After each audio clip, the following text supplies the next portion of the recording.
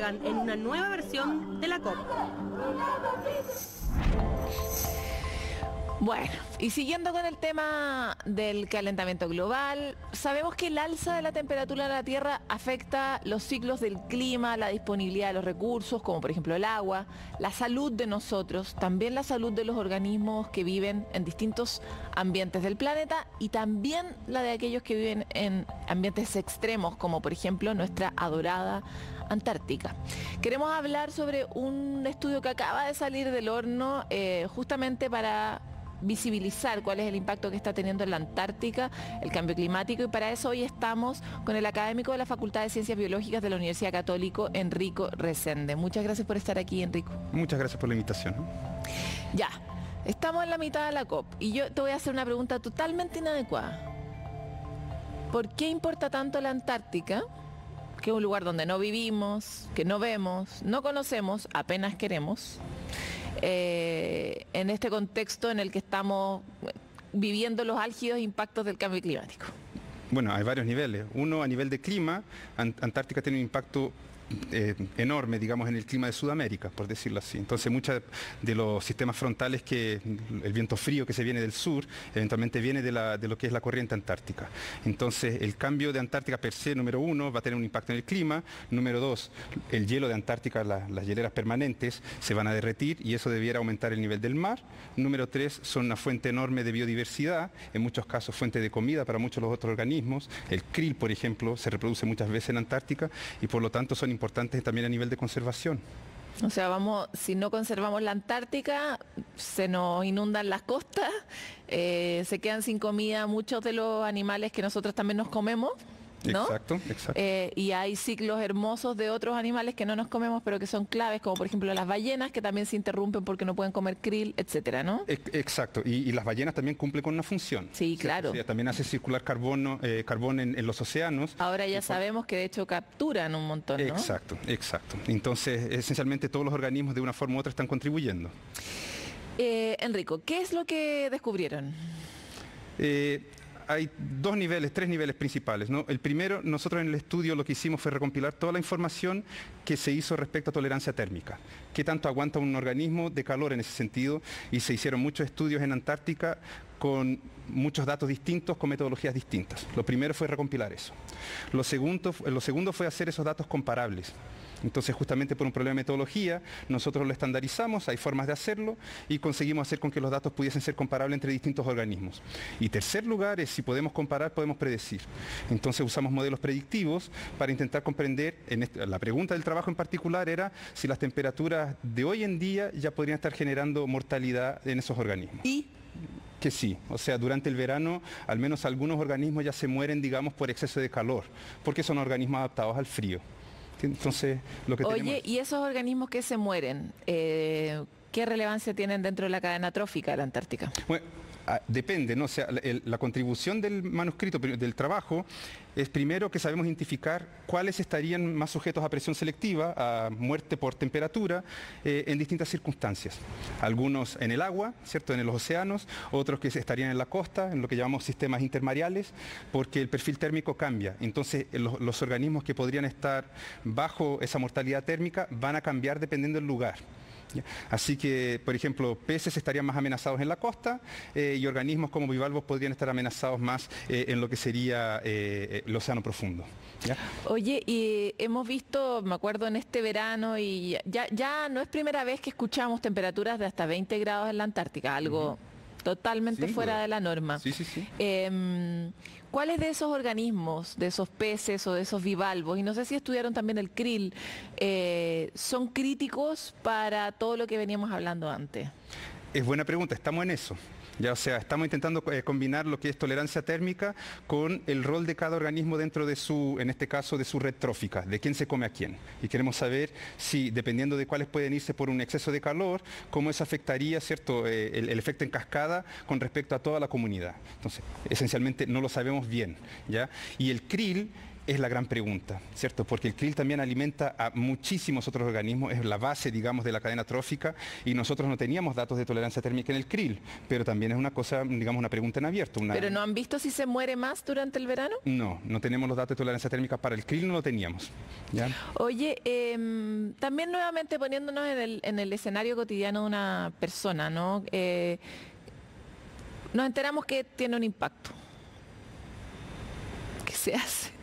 ¿Qué se hace? Porque vemos en esta COP que, mira, todos queremos guardar la esperanza, pero basta ver las últimas COP para suponer que puede que no avance a la velocidad que necesitamos, el frenazo que necesitamos, ¿verdad? Sin duda. Sí. ¿La tecnología está en algún nivel desarrollada como para poder aportar al cuidado de estas especies?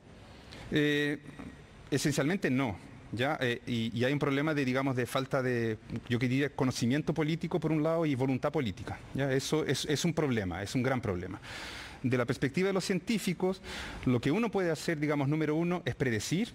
Lo que intentamos nosotros a nivel académico es intentar predecir cuáles linajes están más amenazados, porque con eso podríamos enfocar los recursos en conservar o intentar conservar esos linajes. Así que en vez de hacer el esfuerzo en intentar conservar todo, es simplemente diagnosticar cuáles podrían estar en más peligro debido al perfil térmico que se viene en 50, 100 años. Y con eso enfocar los esfuerzos en aquellos que son realmente vulnerables. Y ahí, ¿ustedes qué se imaginan cuando dices enfocar los esfuerzos? Porque no podemos volver a enfriar el agua. Estamos en esa situación. ¿Ustedes están pensando en herramientas, por ejemplo, de edición genética para ayudar a que, no tengo idea, ese organismo se pueda reducir mejor? O sea, cuando decimos esfuerzos en ayudar a qué, ¿de qué estamos hablando? Porque el tamaño del problema es demasiado grande y parece inabarcable. Sí. Es buena pregunta, es buena pregunta. Que digamos que hay biólogos y ecólogos moleculares que podrían hacer algo como edición genética para, digamos, hacer algunos organismos menos vulnerables, es posible. ¿Ya? Es posible. Todavía estamos en ciencia ficción, pero yo creo que con la presión antropogénica que estamos generando, en algún momento eso debería discutirse. Lo otro es que en muchas ocasiones al diagnosticar si un organismo en particular puede estar siendo afectado y ese cumple con un rol muy importante dentro de la comunidad, la pregunta es, ¿hay algún otro organismo que podría sustituirlo? Para mantener la comunidad como un todo. Y eso, por ejemplo, el traspaso de especies de un hábitat a otro es tema polémico hoy en día, pero claramente, dadas las circunstancias y lo que nos estamos encontrando, es algo que muchos ecólogos empiezan a conversar. Y también puede eventualmente estimularse la creación de ciertos parques marinos, ¿no? Zonas más protegidas que eventualmente podrían tener algún impacto. Es lo mínimo. ¿Cierto? Es lo mínimo. Hoy en día el que tengamos reservas ecológicas en tierra y en agua es fundamental, fundamental. Y a todo nivel. O sea, uno podría estar hablando de las redes tróficas, ¿no? en Antártica, pero puede estar hablando, por ejemplo, de redes de polinización en sistemas terrestres, ¿cierto? Y se requieren lugares, pasillos ecológicos, se requieren grandes ambientes donde esos polinizadores, por lo general insectos, aves, puedan vivir y tengan la posibilidad de cumplir con su rol, que es un rol fundamental, ¿cierto? Para los polinizadores es esencialmente polinizar las flores y generar nuestra comida, además. Exacto, sí, claro. Exacto. No, ya que lo único que nos importa es lo que tiene que ver con nosotros, que es importante es llevar la escala a lo cotidiano. Enrico, tú eres biólogo evolutivo, yo te tuve acá hace no tanto tiempo. Sí, 6 meses. Y recuerdo que nos diste una perspectiva, sobre todo como de escala, ¿no? Donde finalmente no importaba tanto todo, no sé cómo plantearlo, no importaba tanto todo porque al final la Tierra, los sistemas se reorganizan, unos mueren, otros nacen. Me acuerdo de eso en específico, sí, porque yo quedé como, ¡oh!, lo que dijo. Pero también tú eres un humano, tienes unas hijas, por lo que entiendo, eres brasilero, conoces la realidad del Amazonas. ¿Cuál sería el mensaje que tú podrías dar a los tomadores de decisiones y a los líderes respecto de esta decisión y por qué no podemos seguir en esta inercia? O sea, el gran mensaje es que el problema ecológico no es un problema ideológico o político, ¿cierto? Trasciende eso. El hecho de que nosotros seamos partícipes de un planeta, un organismo más dentro del planeta, es algo que va mucho más allá de izquierda o derecha, por ejemplo, ¿cierto? Y claramente va a tener un impacto a todo nivel, un impacto a nivel de crecimiento económico, a nivel de la calidad de vida de todos los seres humanos, ahora y como las cosas van, ¿cierto? Probablemente en el futuro. Entonces, el tener conciencia de que esta es nuestra casa, el plantearse de que no estamos todavía en un mundo de ciencia ficción donde Marte va a ser nuestro refugio, ¿cierto? Esencialmente implica que tenemos que conservar, número uno, hay que plantearse los problemas económicos que nos enfrentamos en Chile y en el mundo a nivel global, ¿cierto? En un contexto ecológico. Tenemos que desarrollar una economía circular, tenemos que, digamos, desarrollar reciclaje y esencialmente tener la posibilidad de reocupar de todas formas, ¿cierto?, lo que son los subproductos de cualquier línea productiva que nosotros tenemos. ¿Por qué? Porque si no se hace eso, se acumula. Y la acumulación en el sentido más amplio sería contaminación. Enrico, cuando tú ves el desarrollo de este gobierno que se ha declarado como el primero ecológico, ¿has visto tú un cambio de timón o una aceleración en algunas materias? No necesariamente. ¿Ya? Yo creo que hay un componente de discurso, creo que hay un componente de, digamos, de buena fe, de intento, pero claramente también hay problemas, digamos, sociales que se ven como mucho más urgentes ahora y que hasta cierto punto están como que tapando el hecho de que a largo plazo nosotros necesitamos un plan, digamos, a nivel de país, a nivel de Estado, ojalá de que nuestros hijos y nietos puedan heredar un país como nosotros hemos heredado. Sí, porque este es el problema social del mediano plazo, además. Sin duda, mediano y largo. No es un problema diferente que el social. O sea, si las cosas van bien, la humanidad o la civilización tiene, por decir algo, 5.000 años y ojalá dure 5.000 años más. Así que no es una cosa que nos proyectemos solamente hasta el 2100, ojalá pudiéramos proyectarnos hasta 3.000, 4.000 y eso implica cambios radicales en la forma como nosotros vivimos.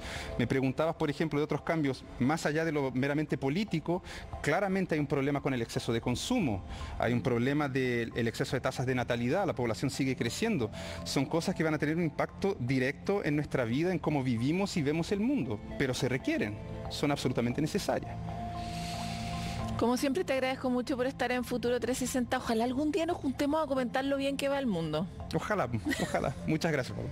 Si no, aquí seguiremos, como siempre, entregando herramientas e información para que ocurran aquí las mejores cosas que puedan pasar para nuestro país y los mejores aportes que podamos hacer a la humanidad. Nosotros vamos a una pausa y volvemos con más.